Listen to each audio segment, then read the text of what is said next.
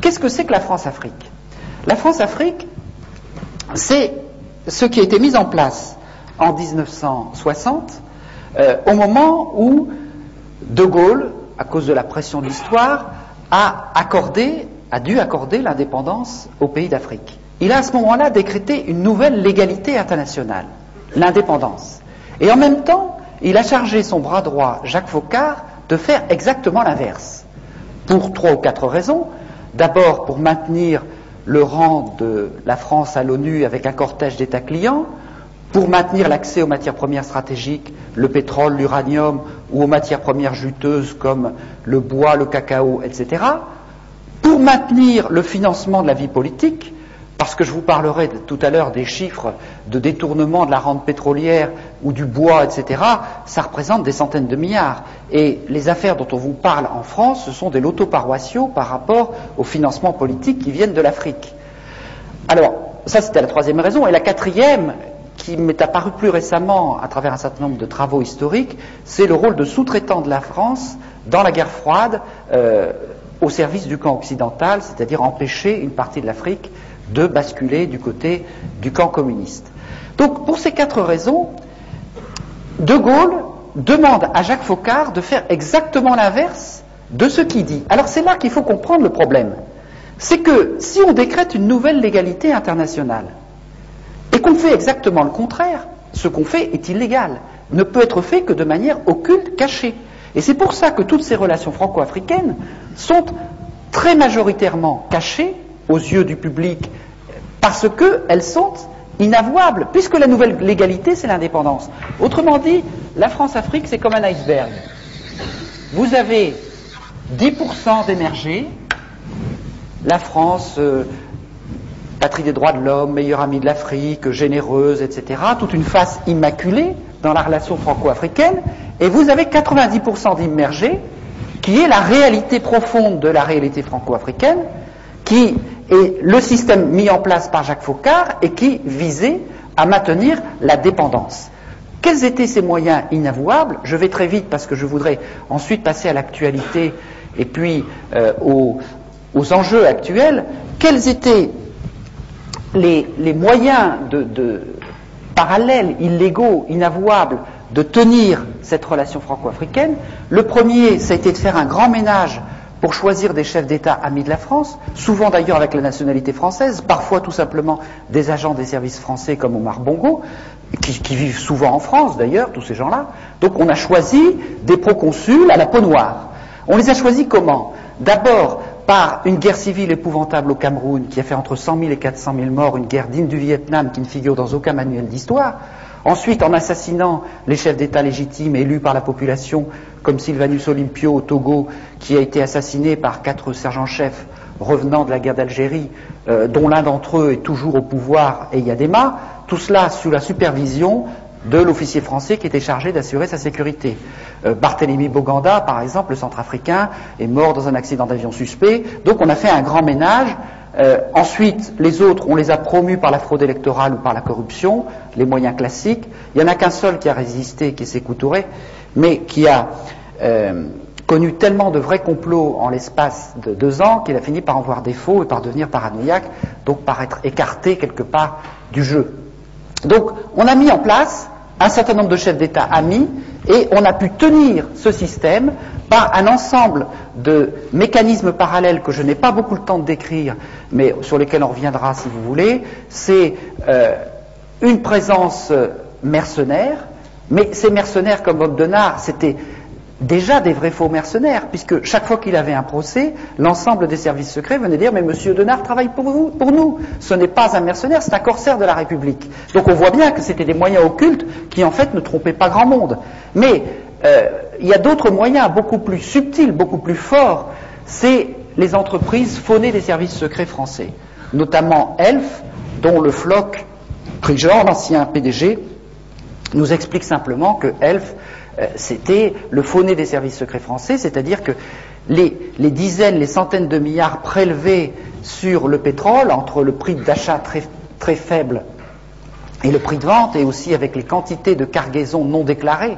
Une cargaison non déclarée, ça fait chaque fois 150 millions de francs. Bon, tout cet argent a permis de mener un certain nombre d'actions secrètes, par exemple la guerre de la France contre le Nigeria, cette fameuse guerre du Biafra pour conquérir la partie pétrolière du Nigeria, mais aussi tout un tas de coups d'État, de guerres civiles, de trafic d'armes, dont je vais vous parler tout à l'heure.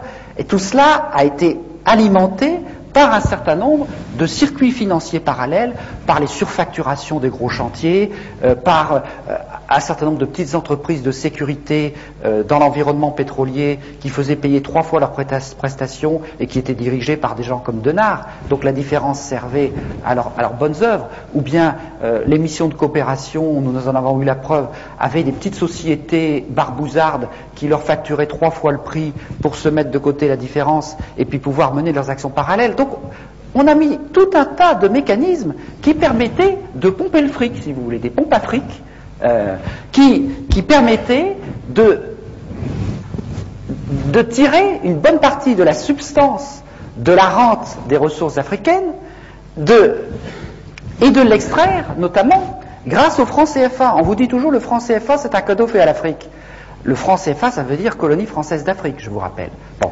Le franc CFA, étant donné que c'est un franc convertible, ça permettait de manière très simple que quand on faisait un don ou un frais à l'Afrique, eh bien l'avion repartait aussi vite de Yaoundé ou de Lomé pour aller en Suisse, et là les billets neufs, grâce à la convertibilité du franc CFA, étaient transformés en devises et partagés entre le décideur français et le responsable africain.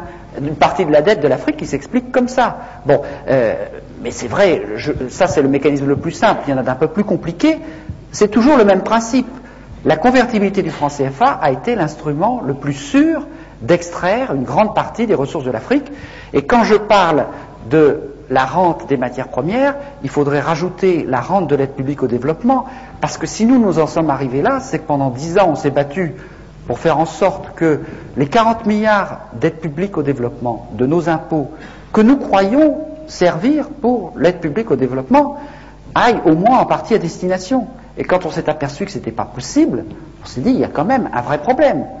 Il y a 98% de ces 40 milliards qui sert à autre chose qu'à lutter contre la pauvreté. Il y en a la moitié qui est détournée, une autre moitié qui sert des objectifs de prestige ou de politique d'influence, et il y en a à peine 2% qui sert à lutter contre la faim ou les problèmes de pauvreté. Nous avons fait une statistique qui montre que quand vous comparez l'aide publique française par habitant avec la richesse d'exportation des pays, eh bien plus le pays est riche, plus il est aidé. Alors on ne va pas vous dire que c'est pour lutter contre la pauvreté. Plus il est pauvre, moins il est aidé. On voit bien à quoi ça sert et où va l'argent.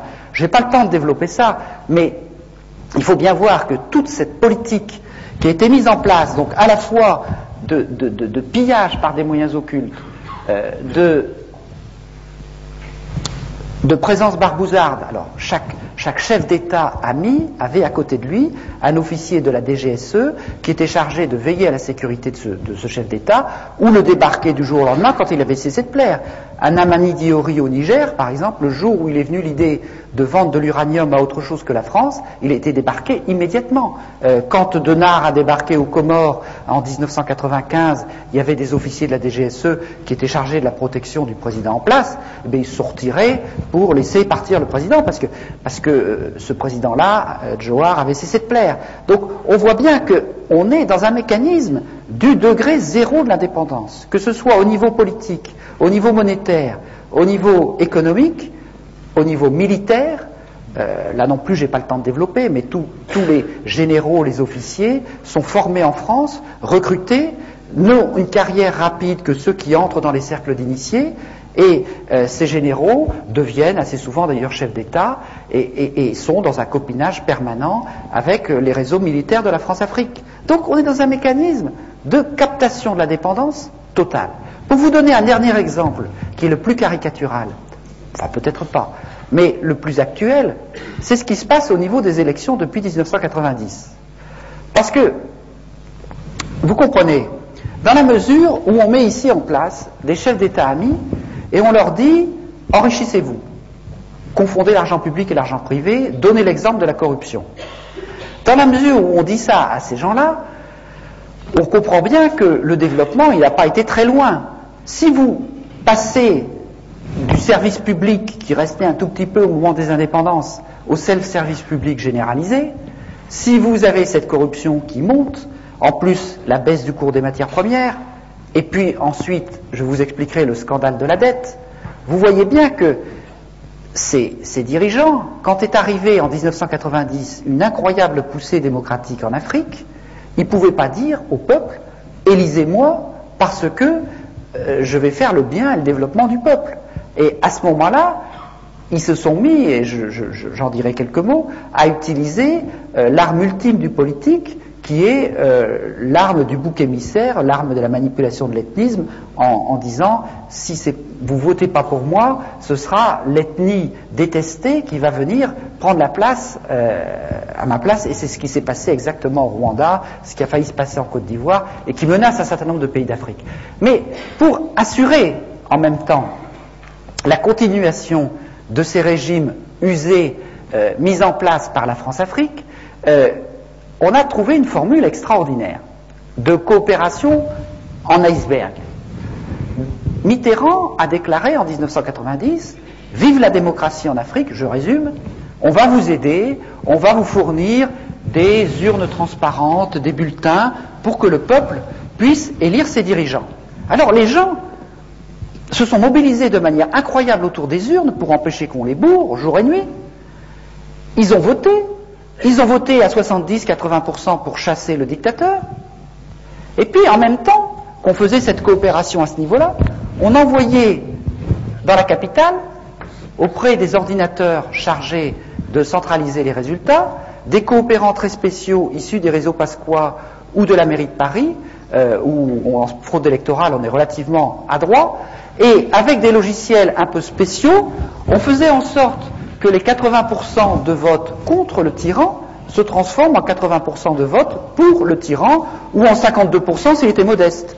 Donc, et cela, ça s'est passé dans 50 élections majeures en Afrique au sud du Sahara. Il n'y a eu que 2 ou 3 exceptions au début, quand la France-Afrique a été prise par surprise au Bénin, au Congo-Brazzaville, etc.